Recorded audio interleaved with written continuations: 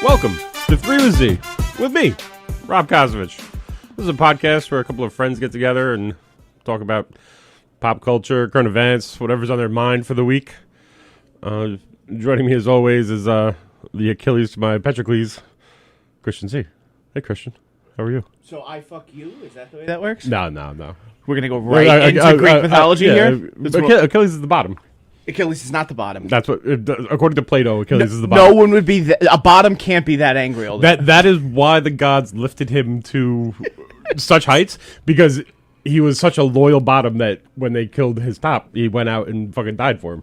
Oh, you're saying he's like a power bottom. I mean, he fully embraces the role of it. He controls the bottom from the top. I don't know. The top from the bottom. Yeah, maybe he was comfortable giving it. I don't know. Maybe Petrocles was had moves. I don't know. That is one of my favorite things to throw in Greek people's face. I have a few Greek friends. I've noticed they are from Greece. It's not like they're Italians from here, like you say they're from there. But since we're going to go around, well, I mean that's a wild thing to come from an Italian, where it's like, oh yeah, well the Greeks were fucking each other, but the Romans weren't. Buddy, it's a real. The Greeks did it so well that it overshadows all the Roman ass fucking. Ooh. You know how many Italians have had a discussion? Right, the Romans just did it to be like the Greeks. Yes, they didn't even want to. Yes, no, they're like fish to the Grateful Dead. You know, it's not. It's but that was a really good gay reference. But I do have this discussion with people all the time since we're getting right into it. Hello, Rob. Love you. With the Odessey coming out, one of my very good friends is Greek, born in Greece. We've debated a few things. There are people that are very easily triggered. This is also coming from a Sicilian man here. I baited him first with doing your favorite. It's not even your rage baiting or trolling. You're just stating a fact. Alexander the Great was not Greek. Right. Where's he from? Macedonia. I said that, and the fire of 1,000 burning Greeks built up in him, and he's trying to explain the Greek city-states and how they're all technically really Greece. Until if you look at a map now, it's not like it was its own thing disappeared. Right. Well, I mean, it is right there. But it's not like it's New Jersey. It's not like they're saying, right. Because New Jersey's Turkey, and you have a real fucking problem with that. Very good. The other one, this movie has sparked a lot of controversy for a lot of bullshit reasons. I think so. The Odyssey, Christopher Nolan's The Odyssey, which I'm very excited to see. I just want to say it was supposed to be our topic this week. One of us didn't see it, so we're gonna hold off for next week.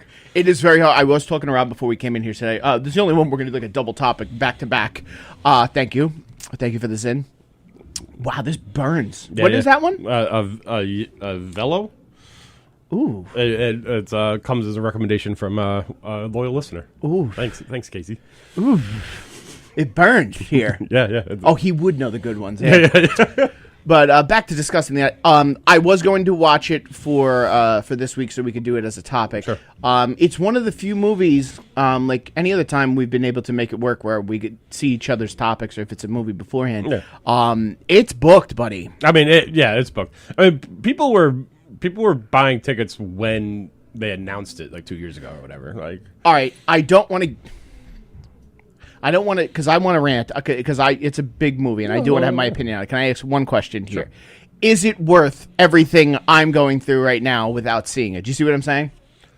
I mean, it's a movie. Okay, you know what I mean? Like, but but it's a fucking really good movie. You know what I mean? Like, that's kind of why it's like a funny thing to even like review. It's like, well, it's a new Christopher Nolan movie. You know if you want to go see it or not. Yeah. Like it's.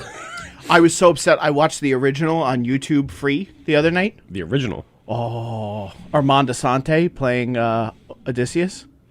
Oh, this is one from like the 50s. They made right? No, I think it's from the 90s. Okay, it looks like it was made in the 50s. You know Armand Assante? He played Gotti. You would absolutely know him. Tony, can you show him? I'm sorry. You know who Armand Assante is, the actor? Of course, Tony does.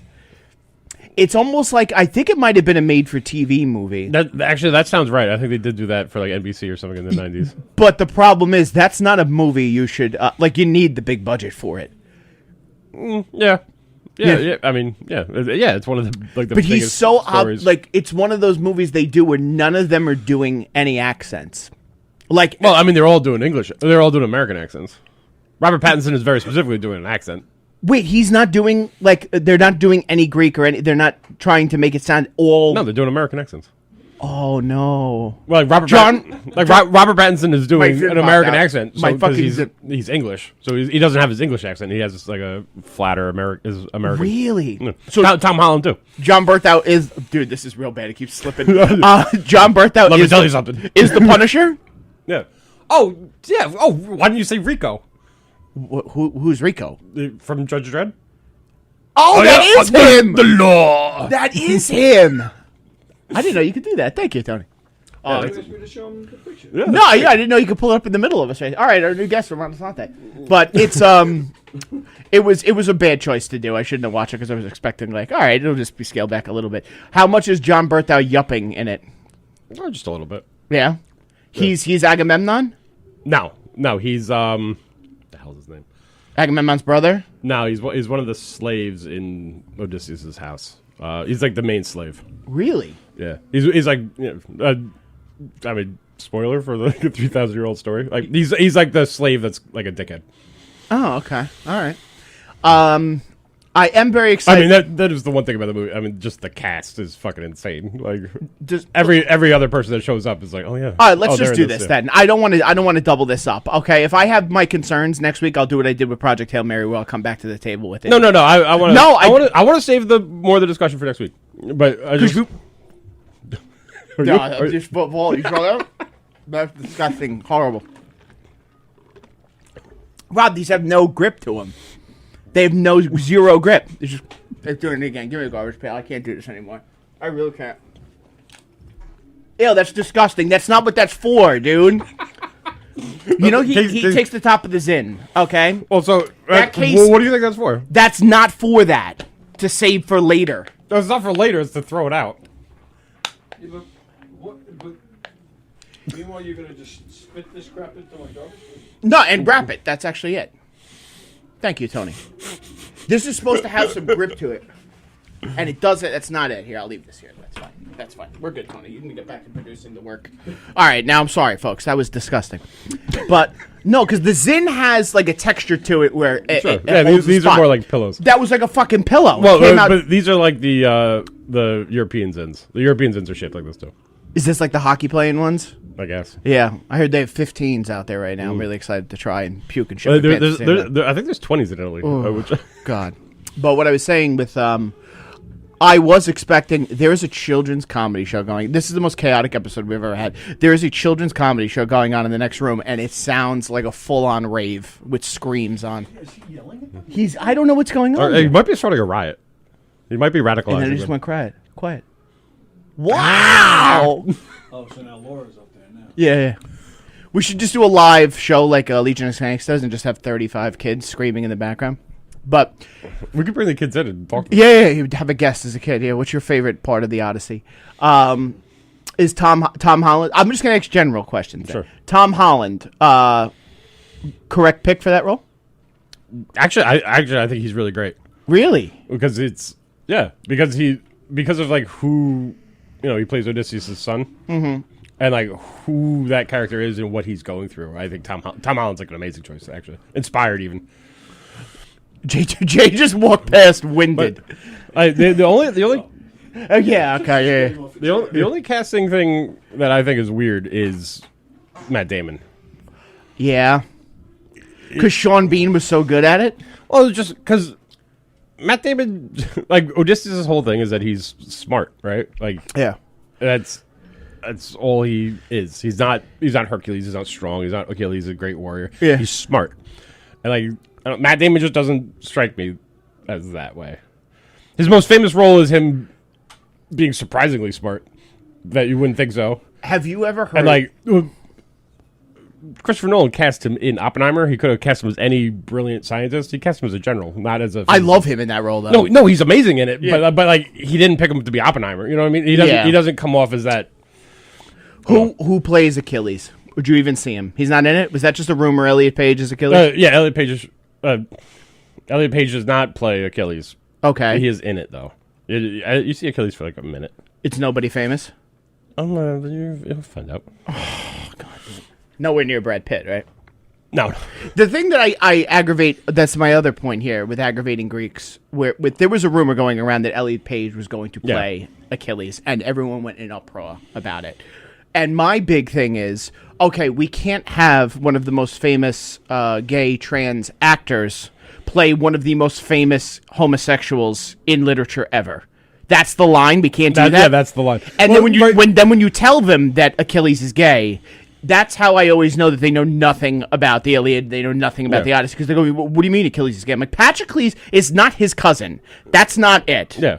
That was it's almost like it's Ridley Scott, but it's not, the director of Troy.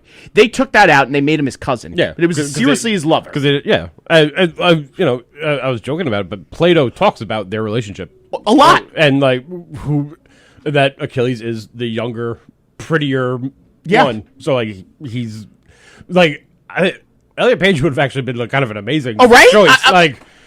I'm normally a massive dick when it comes to stuff like this. However, I'm on the side of this where I'm saying that it's not like. First of all, Achilles isn't even a real person. That's another debate we can get into for fucking forever. But let's not make it that the two most famous cool Greeks of all time were both gay men. The only how does Macho? Who's Alexander the Great? And who's the other one? Achilles. I was putting them both. And then you get one. The only one who's Jackie Onassis' husband? The only like really like mythological Greek that I can think of that's not banging dudes is Odysseus, right? Does he bang? I don't think he ever bangs a dude. At that time, he bangs a bunch of women. Yeah, it's like being a rock star in the '80s. I think they all did on some level. It's because he was lame. He was just smart and he wasn't strong. Oh yeah. If you were strong, you did dudes. All those Greek heroes in all those stories, I think they all were on some level. I mean, Hercules. It was part who could take Hercules down. It was just part of this. Right. Well, what the Hercules? Do you remember the '90s Hercules show? He traveled around with his little pal. There was something there. It's a little twink, cartoon twink. Yeah. Oh my god, I can't wait for the Greek uproar on this show. Get ready for it. But overall, just give me a ranking on it, and then we'll get into it next week because I do want to get into my topic as well. Do out of 10. 8, 9. Really? Okay. I like it a lot. It's better than Oppenheimer, or it's too different to even compare them. I like it more, but I love the Odyssey. You know. Really, I really like the Oppenheimer. I did too, but I like it more than Tenet or Interstellar. But I really don't like Interstellar. All right, Tenet, I want to discuss with you. That's the only Christopher Nolan movie other than the Odyssey I haven't seen. The anger, my brother-in-law told me it's a movie you really get it on the third or fourth watch. Is that true? I've only seen it once, so I don't know. Did you understand it? Honestly. I heard it's something you shouldn't make a movie about. It's like I think it's a really interesting idea, but I think the more you think about it, the less it makes sense. But maybe I have to watch it. The more you think about it, the less it makes sense. Yeah. Oh, good. Okay. But I don't know. Maybe I have to watch it again. Like, that was. It was. I had a fun time with it. Okay. But I didn't feel like there was a lot there though. There was the confusing premise. Okay. And then I don't know if there's much more to the movie. Okay. Robert Pattinson's good in it. The main. Oh, he's in it too? Yeah, the main character's good in it. But I don't know. It's like a mystery thing. You seem confused even talking about the movie. It's really hard to describe. That's what I'm saying. So it's a movie I have to pop and on. It's fucking impossible to hear. Really? Everyone's mumbling it. Is it dark? It's pretty dark too. That's what I've heard also. I've heard it's fucking dark and mumbly. Yeah, it's exactly up my alley. It was a movie when I was heavy into picking a mushroom. Speaking of dark, Odyssey is dark. It is dark. You could see it in the trailer that it's dark. I saw there was one scene. There's one scene when they're on in a storm on the boat, and they lit it just with lanterns on the ship. I saw Christopher Nolan talking about it. He's like, so it's like you're really on the ship, and it's like, so you can't see fucking shit. What is going on? Is it last episode of Thrones dark? That's the darkest thing I've ever watched. They had to re-put it out and lighten it 2 shades up. Was that the last episode? Yeah. I thought that was the fight at the. Yes. Yes, the fight at Winterfell. That's the darkest episode. I'm sorry. See, you knew. Did we watch that together and we were complaining about it? I watched it with somebody. I would. Be I think that might have been me because we were bitching about that. You can't see anything until the dragon opens his mouth. But speaking of, I've gotten into Thrones again, reading it, and You're reading Song of Ice and Fire, or you're reading? No, I'm reading Fire and Egg? Blood. Fire and Blood right now. Fire and Blood is House of Dragons, right? Yes. Okay. I don't know. I got my YouTube algorithm kind of fucks me up from time to time. I don't know. Sure. Does it do this with you, where it kind of forces you to get back into things that you weren't before? Yeah, it tries to. Yeah. It made me watch Point Break last week. I mean, that's not much of a fucking hair pull to watch. It started giving me Fortress. Have you ever seen Fortress with who's the guy who played Raiden? What shit? Highlander. Yeah, no, we did a whole topic on this, man. Yeah, but Clancy Brown. Not Clancy Brown. No, that's the joke. I thought you would like your own bit. But there's a movie Fortress where he gets like stuck in a prison that has like the metal boots that are magnets and stuff. Was this during the time of Escape from New York and all of us? Yeah, okay, gotcha. So YouTube is trying to get me to watch it again, and I think I'm going to. Well, yeah, they're nicer to me then. I haven't watched Point Break. I probably pop that on once every 5 years. It made me angry because when we did Tony's show, the Knock 'em Dead comedy show, there's a plug. Tony asked our favorite action movie, and I said Die Hard 3. Oh, right, yeah, you definitely should have said Point Break. Point Break is my. Point Break a lot. I know Point Break's my favorite act because I put it in its own category where it's almost a guilty pleasure movie because it's so ridiculous and over the top. But I have no shame in loving that movie. Zero shame. Yeah. Patrick Swayze's Bodhi in that might be the best casted role of all time. Because he's not that guy. That's not what that's right. Acting right there. He's acting. You're getting a saint to play like one of the worst. He's one of the best characters in a movie of all time. But speaking of, with Point Break, and I don't know what's going on with my algorithm that was the next thing that popped up, but it got me to think about the topic I'm going to discuss today because it's been a lot of Thrones clips that are popping up, and then I started reading Fire and Blood again. But I'm in a weird phase with reading where I've got too many books and I'm not finishing any of them. I'm like 3/4 of the way through. I'm reading 1984. Have you ever read 1984? Oh, yeah, sure. Winston? It's you're deep in there with Winston? How do I say this the right way? You're smoking cigarettes in the alcove of the kitchen so no one can see you? I've never read a book that drags for a period of time. Okay? It drags when it drags. It's a boring-ass book. Yes, but then when he meets Julia and he finally starts having sex, it's the only book that moved me to feel like it because the beginning part one of that book, you are living in a gray life of misery. Yeah. And he wrote it well. This is why he did this. When he has sex with her in that bush, it's the most exhilarating moment of my life. That meadow where they're having sex is like so perfectly pictured in my head. Like I don't know what it is about that. Yeah. It's just great writing, I guess. It's great writing. It is. When he has he always that's the only nice place they have sex because they have sex in top of a church and it's so gloomy and disgusting, but he keeps talking about how young, youthful and refreshed her body is. He discusses it in detail. The other thing I get upset about is I'm almost Winston's age. And he describes himself as almost an old man. He's 39 in the book. Is he really? He's 39. Oh, but he talks about his varicose veins a lot. And I'm like, oh my God. I started looking at my legs. I'm like, do I have varicose veins? I'm only 3 years away from Winston. But then they have sex with the rats around them in the apartment upstairs from the hobby shop. That's where I'm at. And then it started dragging again, and I'm like, I don't know if I could deal with another drag. I don't know what the next peak is going to be. I do know I have to read a book inside that book. Do you know that? Or do you remember this part? No. So I skim through the book. I'm a jerk off. I skim through the book while I'm reading it. When I get to part 3, there's 75 pages that are in another font. So this is my fear here. This is my big fear.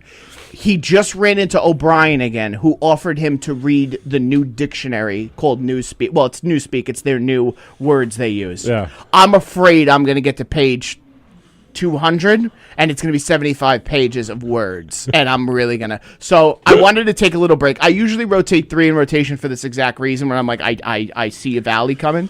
But Fire and Blood is very good. It's almost like reading... a textbook written by Martin. So you can kind of flip through and find your parts that you like. But overall, now I'll get into my topic. this sparked me because there's so many in Game of Thrones, there's so many in The Sopranos, there's so many in The Wire. I mean, the character development is done so well. I wanted you to think of, because I've called you about this woman several times. I'm just going to start off with her. My topic is the most hated characters. Your personal. Some of them you could. They don't have to be everybody's. Like you could have your reason for hating this person of all time. Movies, TV show, books. My number one, which I really wanted to get into, you seem to not not hate her as much as I do. I hate Catherine Stark with the passion of 1,000 burning suns. The woman is just. But am I supposed to feel like that? Did you feel like that? I don't think so. Not at all. Is that because of the show? Yes. Yeah. In the book, she's just as bad too. Though I did read the first book. I mean, well, I get it. In that world with so many fucking terrible people, she's not that bad. But that's what I think hits me, because Thrones. I'm happy you said that. Thrones will really make you dive into a character's dark side a lot. Yeah. They show you on each one of them. My reason for hating Kat goes into a lot of areas. One, because Jon Snow, especially in the first book and in the first season, you're supposed to feel bad for him. I get it by design. He's Well, and like she's a lot meaner to him in the show. In the book, she just kind of ignores him. Yes, like, they don't talk about him that much. And like she does, like in the second or third book, I think when you finally get her point of view, like they do talk about how much she hates looking at him, and like. Yeah. But she never treats him unkindly, because like she never lets how she feels about him like affect it. Yes, so like it's much more like internalized, and like I think it makes her a much nicer character. It was like she fucking hates this kid's guts, but she like doesn't. She's not mean to him about it. So why does she? For the audience here, for the one person I guess in Turkey who's watching this who doesn't know what Game of Thrones is, why does she hate Jon Snow? Because he, as far as she knows, he's the result of. Ned's like infidelity. Yes. The one time he like broke his word and he cheated on her right after they got married and came home from the war with a baby. My complaint is this. Ned might also be on that list because he's just a frustrating fuck with his code and his honor. But he didn't. Of all the Game of Thrones characters, the one you have a problem with is Ned. Ned could have made his life so much better. Yeah. So much better. Okay. Yeah, you just had to give up everything. Do you think if he told Kat that was Lyanna's son and Rhaegar's son, it would have changed anything? You think she would have told him? No. So Ned might be the real bad guy because he constantly saw that shit and allowed it to happen. Yeah, but he made a promise. Yeah. He made a promise. Yeah. He promised his sister something. But he breaks promises all the time also, too. This is what I get. But my problem with Kat ultimately is I wouldn't care if she was like... Her kids also suck. Her kids suck on the show. Yeah. Rob is not... we talked about this before. When I see the other kids, other than Arya, they're all Tullys over Starks. Yeah. Especially Rob. Yeah. Rob is a mama's boy crybaby. This is what happens when you fucking praise one and ignore and bully the other. That's what fucking happens.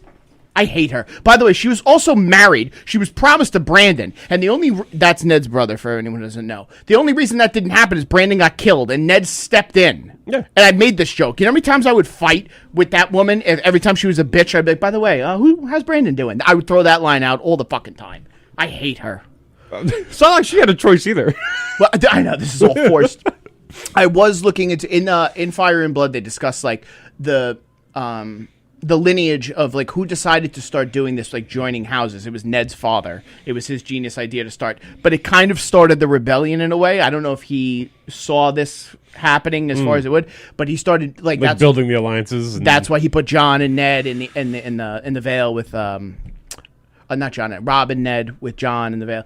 But when they were discussing, where was I just going with this? This hasn't happened on the show yet. You fucking piece of shit! You just cut me off.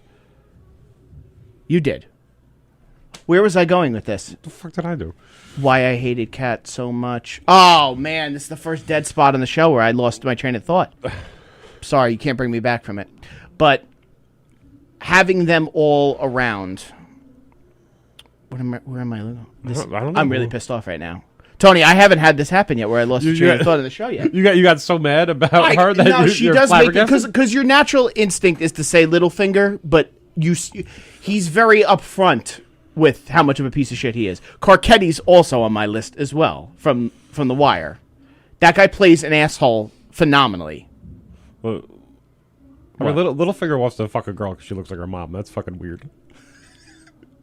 Oh, is that why? No, he. That's why he's at the Sansa. Oh, he doesn't like Arya at all. No, he likes Sansa because she looks like Cat. Wow. That See, Kat was even mean to this guy. Maybe if she was nicer to fucking Littlefinger, it wouldn't have been as bad a show. My other one, sorry, I figured it out. My second one I wanted to get into, Uncle Joe in Charlie and the Chocolate Factory. That motherfucker gets up and jumps out of bed. You ever gotten out of bed in 20 years?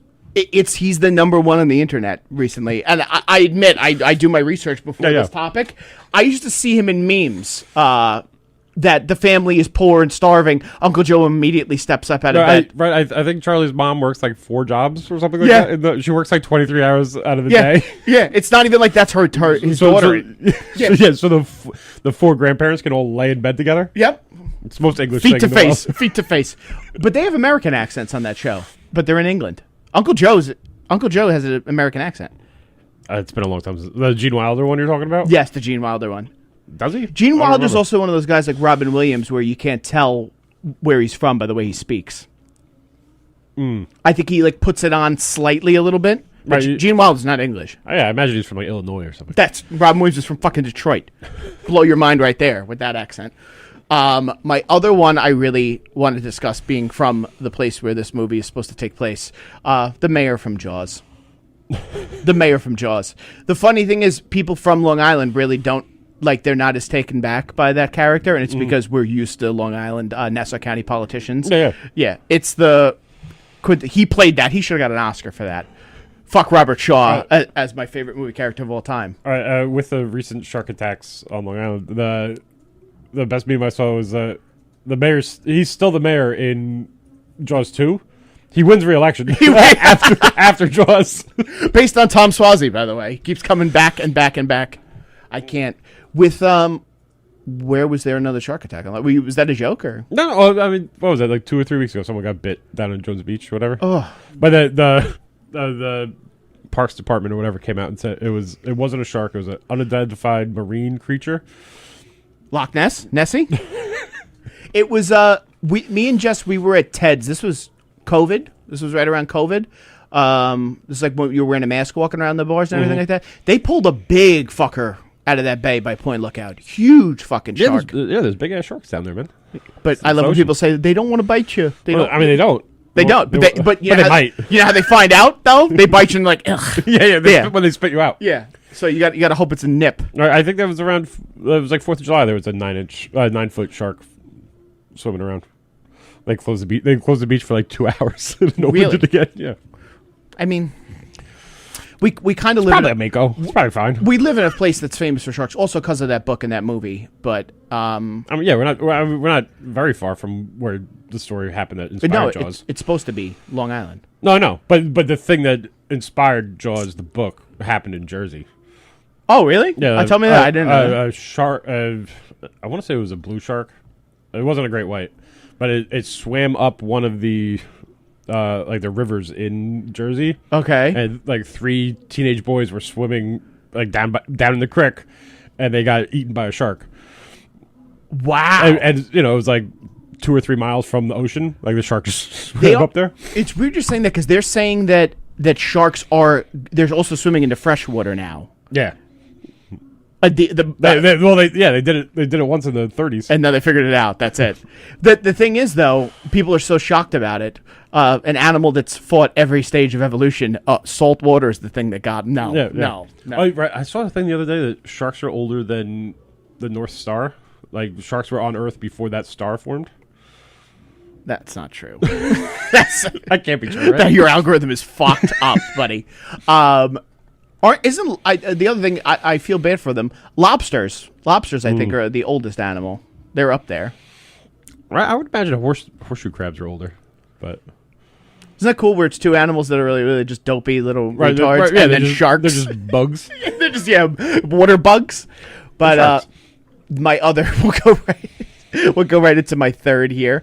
I hate this guy, but I think he's one of the most hated people in movies ever. Percy from A Green Mile. He's the cop. They're all cops, buddy. Well, Other than the criminals. He's the cop that doesn't. He's doesn't the do little sponge, fella. right? The little. Yes, he doesn't yeah. wet the sponge. I thought the sponge was wet. Right. That guy's a real piece of shit. You know that that actor is a worse person, they were saying, than the role. He got charged with rape of a child. He like married her and kept her in his house for like 10 years or something. Are right? you defending him there? No. I'm saying like it wasn't just like a one-time rape thing. It was like an ongoing. That's situation. where R. Kelly got the idea. He just timed it by 5. Yeah. Is that the guy from Greece or is that a different guy? No, I don't think he was from Greece. I don't. He just I looks only like a guy know. from I Greece. only know him from that.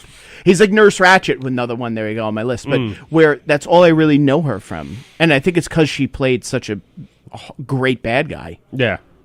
That's like we always talk about. I love Ray Fiennes. Right. They talked about that with the lady who played the Wicked Witch of the West. It's like she hardly ever worked again because everyone was just like, "Yo, you're evil." But you get to play one of the most iconic Yeah. characters of all time. What's the fucking trade-off, you know? I mean, Ray Fiennes is one of those, like, he's also, he plays them so... He's played several really evil characters, though, at least. Schindler's List, that's arguably, like, the acting, I know you're... As a work of art, it's a perfect movie, but he's so good as that fucking real Nazi that, like, they tried, you know what they tried to give him? They tried to, like, tone him down. They're like, hey, we got to get you back, like, in the public. They gave him, he's the guy from Made in Manhattan. He's the love interest. Oh, is he? Yeah. And people still were like, why is she cleaning this Nazi's apartment? Why is this still happening? He's on my list. There's just so many iconic lines from that, like piece of shit lines from that movie that are just sold so well that I pardon you. You know how many times I say that to Brendan and he gets furious, he gets really pissed off? That's how good that movie is. That you could say to somebody, I pardon you, and they get fucking... That's a weird thing to say to somebody. Yeah, I use it all the time. Going out tonight, by the way, to see Jim Norton, the comedian, is doing a pop-up. It's a surprise for me. I don't know where he's doing it. Somewhere in the city. A show? He's doing a show, but it's like a pop-up where it's not at a comedy club, which I don't know if I'm going to get shot here. It sounds like I'm getting set up to get whacked, but yeah. Right. If someone had to bait you into like going somewhere randomly. Oh, like Tommy and Goodfellas, like where could you take me? Is hey, Jim Norton's going to be there. Let's go. Is that the guy? It is. 'Cause it's also believable that he might Do a randomly- pop-up comedy show somewhere, yes. Yeah. So I'll do a full review on that. I'll let you know how that goes. I will be upset if he goes up there. He just did a world tour with Louis, where they went to India, Bangladesh, like they went all over Asia. And I think this is because I think he's probably starting to write his new hour. But I really would like to see, like, we saw Louis here when Louis was prepping for his last special. Uh-huh. We sat front row right there for Louis to do, like, all the stuff he was going to do for his special. And it was one of the best times I've ever had in this club. Ever. Really? Ever. And the security guard took my knife away. I remember it was a discussion. He had to give it to the... I always carry a knife in my pocket, okay? I carry a knife in my pocket. And when we were coming in, the security guard, I know him very well. He's a very nice guy. But it was a switchblade. But it's legal because you don't just pop it and it comes out. But he pat me down and he just went, "What the fuck is this?" Yeah, and I said, you can't bring a knife into a comedy club. But the funniest when thing, you're going to be 3 feet away from I Louis did, CK. but I said to the security guard, so he took the knife and he goes, James has to hold this until the show's over. And I was like, all right, whatever. Like James is my dad. It's so like James sits there at the end of the bar all night. By the way, sometimes with a knife eating fruit. I'm just gonna say. And he goes, I said to the security guard, I was just like, I'm really not gonna stab Louis C.K. He goes, all right, you gotta go talk to James right now. And I know James like, what are you bringing this here for? I'm like, I carry it all the time. What do you think the correlation is between you carrying a knife and owning a snake? Like, what is it about snake people that also makes them want to carry a knife at all times? All right, oh God. I got into that wanting to be a tough guy. I'll admit. No, I admit. And this goes into from watching The Wire. I loved Weebay from The Wire, and I wanted to be a gangster so bad when I was like 13. And he was really into fish. And I was like, oh, that's how you become a gangster. You get a big fish tank and you fill it with fish. Realize I'm just becoming more of a nerd as it is. Hi, Laura. Laura from the Kathy and Laura show just walked by. You're becoming more of a nerd. So then to combat that, I got the snake. to then combat You think that combats it? You try and kick it up a notch, yeah. You do. So, You do. so it's the old lady who swallowed a fly situation. Like Yes. you're just trying to cover up more and more. Yeah. Oh, okay. And to be honest, the snake is it's the nerd. I have every nerd animal you could have as a pet. You really do. I did have a pit bull at one time, but it is a. I remember when we were talking when I got into the reptiles and I got into having the tanks. We have a friend named Steve, and he had monitor lizards and he had geckos and all that stuff. And I turned to you. I remember saying this to you this night. It was one of your funniest quips. I go, "Wow, I didn't know Steve was like a lizard kid," and you go, "Oh, he's a lizard kid." I was like, makes sense. He was telling me that feeding a monitor lizard, how fun it was, because when you throw a rat to a snake, it just bites it, strangles it, and eats it. A monitor lizard grabs it, smacks it against the wall, and beats it to death. And I saw his face, and I'm like, this is why you became a hunter. This is it. This is what fucked you up as a kid. There's something primal about it. Yeah. Yep. To get into this also, I did want to discuss, maybe I should have warned you also here, because we're kind of doing the topic as it happened. Say this is the most unorganized episode we've had, but it's worked out. I wanted to know, as a friend, I think I have some guesses with this with you. Okay. Tony, you could also, if you wanted to think about it while Rob is speaking.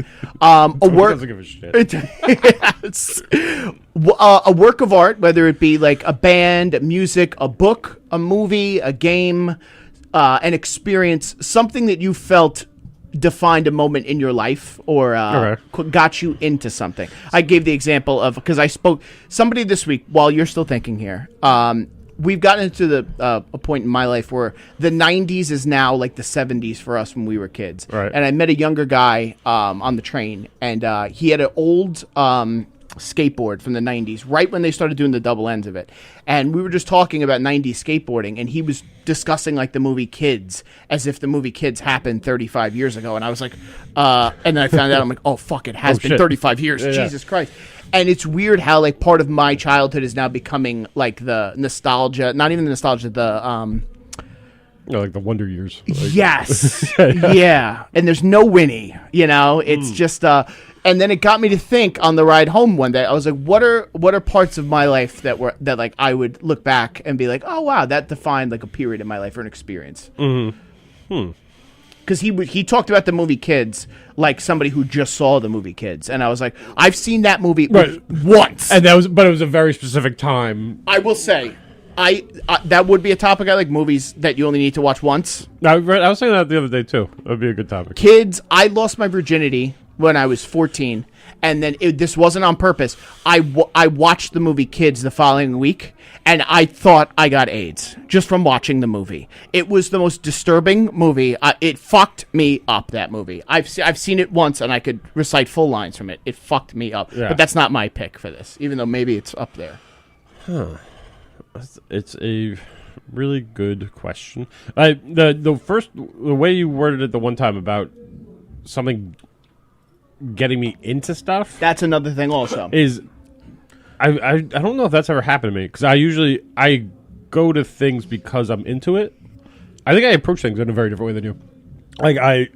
So, like, you've never listened to, I'll use grunge as an example. Like, you didn't hear Smells Like Teen Spirit, and that got you into Nirvana, which got you into Pearl Jam, which got you into Soundgarden, which got you into everything else. You know what I'm saying? Right. I guess music's probably definitely done that, because like you find out that this band did this, and they're like one guy is from No another band. game got you into gaming. You just dove in head first. I could see it. I'm done. Right. I mean, that was just when we had an Atari in the house when I was born. Like my dad played Asteroids. Like So the 90s isn't the oldest generation for you, buddy. Yeah. We just always. Were you alive during a Van Halen album? What? I think he was. Probably. When did the last one come out? What was not Hagar? I'm not giving him that. 84 was. Well, with Roth, Yeah. 84, they made one album with him in 2011 or 12. I was alive for that. But when he was like, at the height, 84 was their last album. No, I wasn't. Oh, you weren't. Okay. I'm so old. See what happens? This is why I was thinking of this. Like, all right, for you with music, then, while Rob thinks of one here. The Who's Tommy Really? changed my whole life. I was blown away. I was like, what in the world is this? Between the music, the lyrics, the weirdness of the lyrics, but the songs were great, but the whole subject was weird, and those guys, and it got me more into music, and it got me into the Who. Then I went to see the movie, and the movie is just it was all like a bad dream, but that got me more into movies to check out certain actors, and it totally changed my life. And Tommy, his name is Thomas Walker, and that's my father's name, so that made it more personal for me. I was talking to my father about you. I'm sorry. After we were talking about the last episode we did. Am I older than your dad? My dad is 75. Oh, okay. No, you're good. You're good. I just You're good. Yeah. That's always really scary when you're talking to somebody regular, and then you're like, yeah. Wait, am I your dad's age? My dad. Oh shit! Like, happens all the time. My dad has gotten to the age more. now where I see him doing this. This is like the first stage of it where we're at in life. But he listens to songs, and then he'll tell me like 3 stories that happened from that year of that. And I'm like, this is where you're reminiscing of times. He puts on PBS. He's the only guy watching PBS right now, just to listen to some of those old songs. oh yeah, sure. And then like when I catch my mom doing that. and then when I walk past the kitchen, he's like, you know what? I'm like, no, I don't got time. I can't do it. But he did ask this because I was showing him some of your stuff and everything. And I was telling him, was the Beatles, because you're a huge Beatles guy. I am. Did Tommy and were you a Beatles fan first? Yes. Okay. Well, all right. I grew up in the 70s, so Saturday Night Fever was huge. Oh God, Tony, you were part of that. Did you do Well, disco dance? I was a little kid. Oh, okay. Oh, I was 7 or 8 when it came out, but I remember when it came out. So yeah, I wasn't old enough to disco dance, but that was still big at the time. So the Bee Gees were huge. The Bee Gees then made this terrible movie with Peter Frampton called Sgt. Pepper's Lonely Hearts Club Band, and they're performing Beatles. Back then, at the time that Who's Tommy movie came out, The Wall was coming out, a lot of those weird rock and roll movies, and that's what this tried to be, but it was terrible. The only good things about it was Aerosmith is doing Come Together in this movie. you like Aerosmith too? Yeah. Okay. But that movie came out, and that got me into the Beatles. I was like, what is this music? This is great. And then revisited it. I left the Bee Gees and disco and got into the Beatles. That led me to the Who, but then then Tommy changed. It kind of blows me away that one of the worst times in music history got him into the best time in music history.